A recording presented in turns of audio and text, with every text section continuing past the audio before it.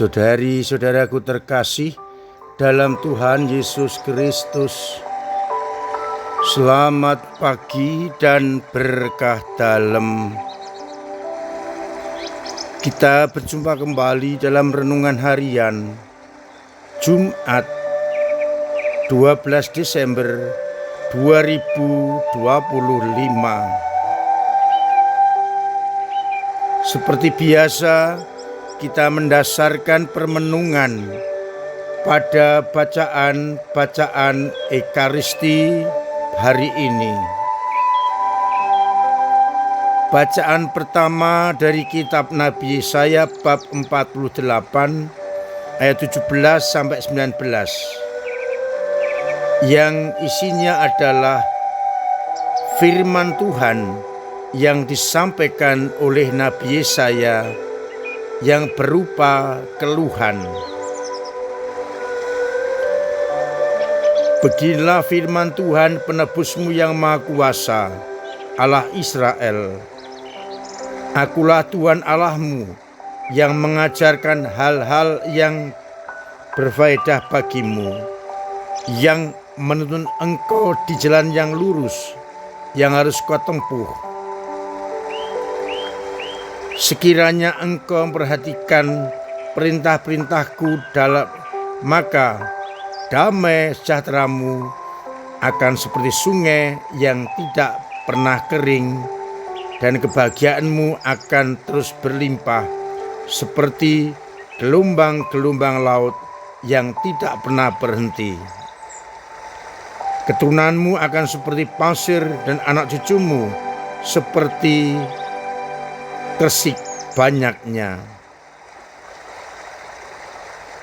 Sekiranya kamu memperhatikan perintah-perintahku, namamu tidak akan dilenyapkan atau ditiadakan dari hadapanku.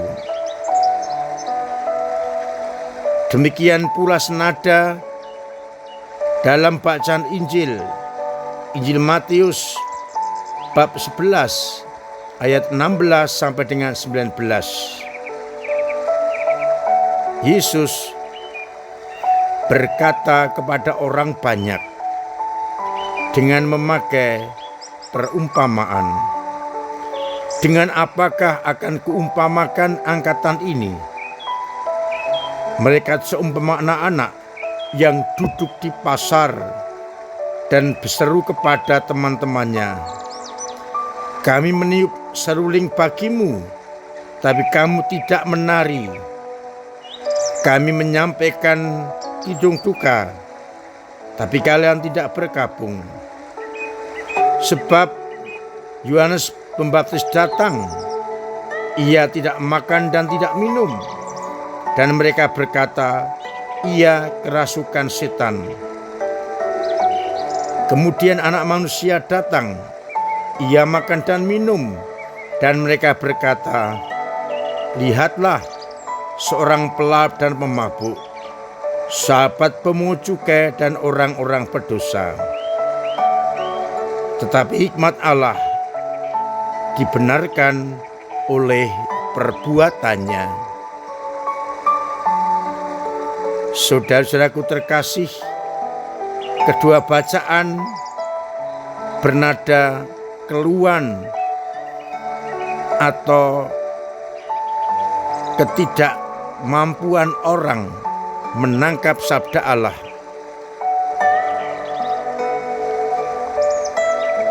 Allah prihatin dengan sikap manusia, baik bangsa Israel maupun umat manusia lainnya yang tidak mengerti kehendaknya. Maka setelah Allah memperlihatkan kuat kuasanya, apa tanggapan Israel? Apa tanggapan kita? Dikatakan dalam bacaan yang pertama, sekiranya engkau memperhatikan perintah-perintahku. Itu berarti Israel dan umat manusia belum sepenuhnya memperhatikan kehendak Allah, maka kasih karunia, keselamatan yang akan diberikan kepada manusia akhirnya belum ditanggapi dan belum dicurahkan sepenuhnya. Allah kecewa terhadap umat terpilih yang meninggalkan Yahweh, mengikuti kehendak sendiri dan tidak mengikuti perintah-perintahnya. Mereka mengikuti dewa-dewi Baal. Maka sabda Tuhan dari bacaan yang pertama banyak pengandaian. Sekiranya engkau memperhatikan perintah-perintahku, sekiranya engkau begini, engkau begitu, maka kamu akan mendapatkan keselamatan. Kerinduan Allah untuk menyelamatkan manusia tidak ditanggapi. Demikian pula bacaan Injil, gambaran bahwa anak-anak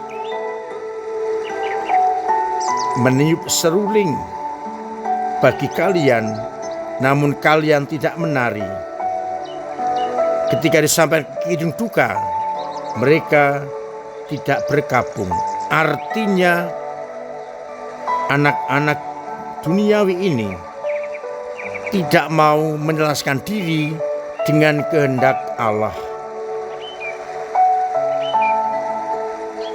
Ketika seruling dibunyikan, kita bersuka cita. Dan ketika kidung duka disampaikan, hendaknya kita bergabung. Itu artinya hidup kita harus kita sesuaikan dengan Dia yang akan datang. Yesus bagaikan anggur baru, bagaikan kain baru yang harus diterima dengan kirbat atau kantong yang baru, dan kain yang ditambalkan hendaknya ditambalkan pada kain yang baru juga. Yesus telah membawa kebaharuan, namun kita manusia dikritik karena belum mengikuti irama Yesus. Pola pikir dan kehidupan Yesus belum menjadi bagian hidup kita. Maka sekalipun seruling dibunyikan, kita tidak menari bersukacita. Ketika Yesus datang dengan pola-pola pikir yang baru, perintah-perintah yang baru, hidup yang baru, namun kita belum mengikutinya. Bagaikan peniup seruling yang meniupkan seruling gembira, kita tidak menari, kita tidak menanggapi. Oleh karena itu, hendaknya kita mengubah hidup kita yang lama, kita ganti dengan hidup yang baru, agar akhirnya ketika Yesus datang dengan kebaharuan, kita bisa mengikutinya, sehingga kita pantas untuk masuk dalam kerajaannya. Semoga kita mampu meninggalkan manusia lama yang kurang menanggapi seruan-seruan Allah dalam Yesus Kristus. Kita ganti dengan cara hidup yang baru, yang mengikuti irama Yesus Kristus, gerakan Yesus Kristus, kehendak Yesus Kristus, agar akhirnya hidup dan karya-karya kita senada dengan ajaran Yesus, kehendak Yesus, dan karya-karya Yesus. Mari bersama-sama kita meninggalkan manusia lama dan hidup menjadi manusia baru, agar nada pesimis Allah berubah nada optimis untuk keselamatan kita. Tuhan memberkati kita sekalian. Amin. Marilah kita berdoa. Bapa yang penuh kasih, kami bersyukur atas sabda-Mu yang mengingatkan kami akan kasih yang hendak Kau curahkan dan bagaimana kami harus menanggapi untuk senada selaras dengan kehendak-Mu lewat Yesus Kristus. Semoga kami mampu untuk tidak mengecewakan Engkau, membuat Engkau optimis bahwa kami akan mampu melaksanakan kehendak-Mu. Kuatkan iman kami yang kadang lemah, kadang jatuh, kadang mandek, agar akhirnya kami semua boleh mengalami kasih karunia-Mu. Semoga umat-Mu yang sakit Engkau sembuhkan, yang punya beban berat Engkau ringankan, yang punya persoalan Engkau bantu untuk mengurai, dan yang kesulitan ekonomi Engkau berikan kekuatan, keberhasilan dalam usahanya, agar ekonomi mereka semakin kuat.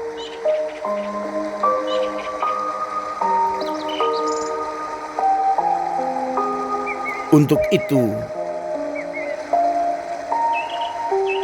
sertai kami dengan berkat-Mu sendiri, Bapa dan Putra dan Roh Kudus. Amin. Saudara-saudaraku terkasih, tetap saya ingatkan, saya dorong untuk terus-menerus memiliki pola hidup yang sehat, menjalankan protokol kesehatan, menjauhkan dari segala penyakit, agar kita semua terbebas dari segala macam penyakit dan menciptakan dunia yang sehat. Terima kasih untuk peran staf panjenengan dalam menghidupi gereja lewat doa-doa, pemberian diri, pemberian tenaga, pemberian karya, dan pemberian waktu, serta pemberian tenaga yang sangat berguna untuk perkembangan gereja dalam pewartaan kepada dunia.